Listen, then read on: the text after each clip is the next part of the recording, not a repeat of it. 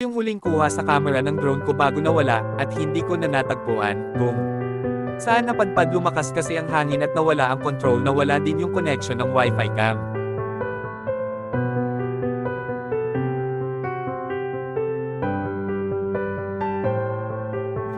Isang araw ko lang ito napalipad at kinabukasan nawala na. Oh no!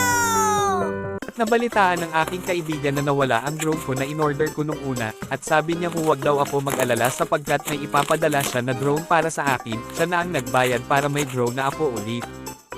Swerte ko, at salamat ng marami sa iyo, kaya naman dali-dali kong binuksan ito. At napansin kong medyo mas high yung quality nito kaysa nung unang drone ko na nawala.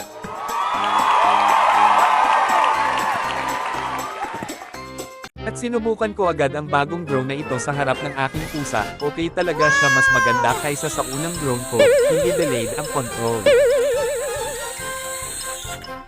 At ito yung linaw ng camera ng bagong drone ko, mas maayos kaysa nung unang drone ko na nawala. Ang pangalan pala ng drone na ito ay S92 Mini Drone with 3 camera.